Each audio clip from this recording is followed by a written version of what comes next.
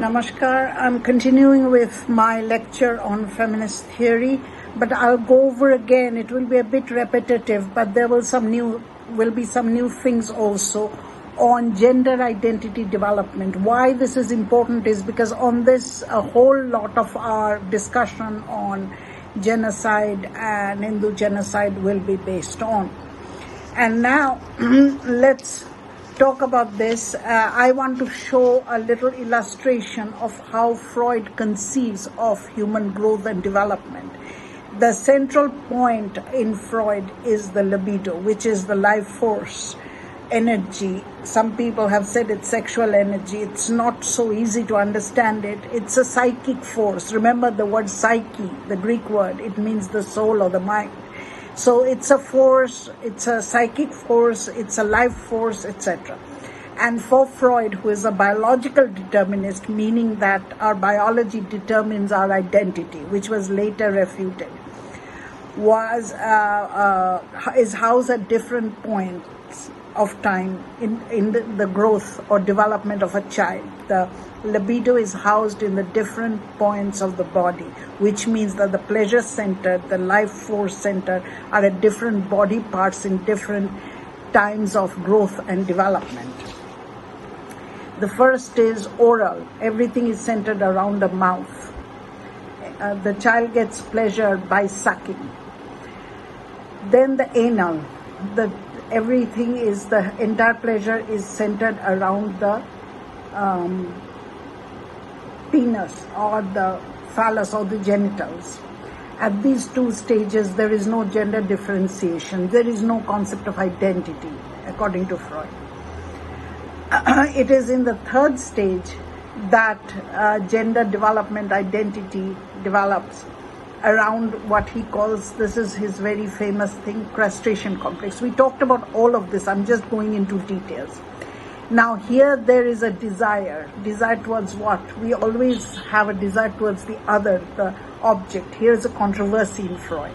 The desire could be just desire itself with no object, objectless desire, which is a little bit odd, or it could be the desire towards the phallic mother, the other, the caregiver. Who is the phallic mother? Is a mother in fantasy, one who has both the phallus, the organ of pleasure, and can also feed, give milk, nourishment to the child. Now, this desire towards the phallic mother is true for both the biological boy and the biological girl, but the identity hasn't developed, not till the castration complex. Now, when the libido, the life force energy enters into the general stage, that's when the boy, that is the holder of the phallus. Remember again what I said, for Freud there is no man and woman, boy and girl. It's man and not man, castrated man. That's how he conceives of woman. It's an entire phallocentric system. So the castration complex, it's during the castration complex that the gender identity happens. What happens to the little boy is he internally gets the message, unless he stops masturbating, unless he stops desiring his phallic mother, his organ of pleasure will be cut off. Where does he get it from? For Freud, it's internally. Now, the word father here is very important. Father is actually, it's probably divinity or something. Here I'll mention something. Freud in his Totem and Taboo, which I already talked about some remote past where all the brothers kept the women to themselves. There was no such thing as marriage. Sexuality was basically within the family, what we now call incest. One day the brothers rose up in revolt and killed the father and ate his flesh and drank his blood. And they adopted the incest taboo. This is a taboo, father's law, inside their body. We won't enjoy any woman, we'll transact them and bring women from the other tribe. This is the start of marriage, exchange of women. So here the castration complex, the male child enters the castration complex. So he realizes he cannot have unlimited pleasure. He cannot masturbate. He cannot desire the phallic mother.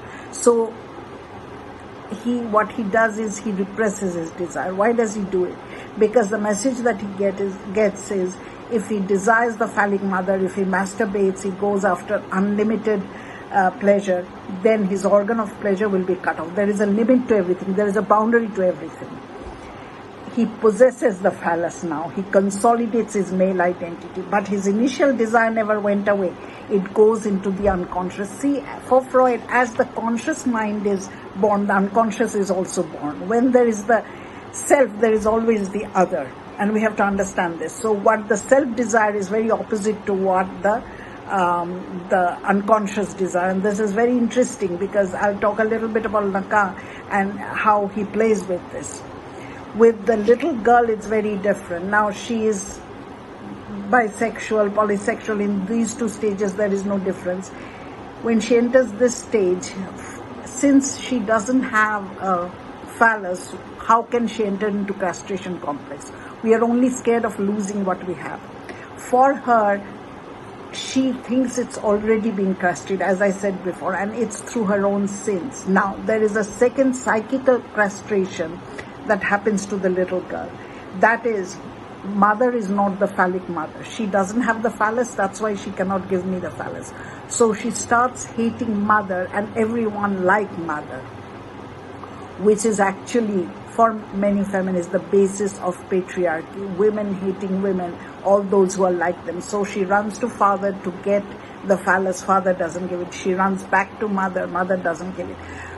So eventually she settles for her biological destiny, which is what? That I will always be a cut-off phallus. Remember, again, for Freud, there is no such thing as a man and a woman. A man and a cut-off man whose phallus has been cut off.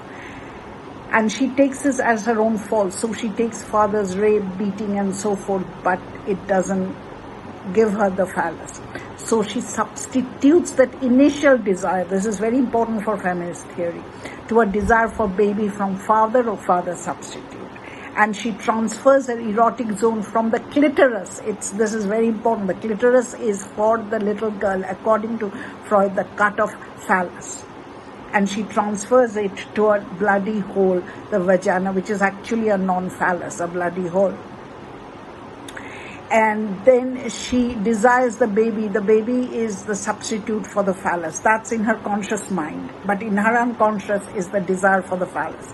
So the desire for the phallus, according to Freud, is a feminine desire par excellence. Why? Because we only desire what we do not have. I desire water when I am lacking water. Once I get water, I won't desire water. Now she is a normal feminine for Freud. And then, of course, he says misogynist things like, because of her first defeat with the male, the not having the phallus, the organ of pleasure, the organ of life-giving, etc., she becomes quarrelsome and envious, and she's good at nothing. She has not made any contribution to society and culture except plaiting and weaving, which signifies a pubic hair that covers her lack, her cut-off phallus, which is a little bit of its left. Freud was an atheist, he was an evolutionist, so he says the clitoris would have grown into a phallus, but it just remained like that. Inside the mind of the woman is, I have made some sins, I have committed some bad karmas, and that's why it's cut off. Father has punished me, God has punished me. This is typically in the Abrahamic religion, the concept of sin is very strong. Now, what happens if a woman does not accept her biological destiny? That is, she will never grow the phallus. Evolutionary, it's not possible for her to grow the phallus. And she does not substitute her original desire for the phallus to a desire for baby from father. And she sublimates, she pushes her original desire into the unconscious. Then two things can happen, which for Freud are both deviant identities. A, she can become frigid. Since I cannot have as much pleasure as those who have phallus, I won't have any pleasure at all. Or she can become homosexual, which is, father has given me the phallus, so I have the phallus. And this is a fantasy. Of course, Freud would say this homosexuality, it's deviance, etc. So there are three identities for a woman. A normal identity, one who accepts a biological destiny and she will never grow the phallus. She substitutes her original desire for the phallus to a desire for baby from father or father substitute. She can become frigid, since I cannot have as much pleasure as my brother, I won't have any pleasure at all. Or homosexuality, which is a fantasy and kind of illusion that father has given me the phallus. So this is, in a nutshell, Freud's theory of gender identity development, and then we'll develop on this. For now, that is all for this lecture. Namaskar.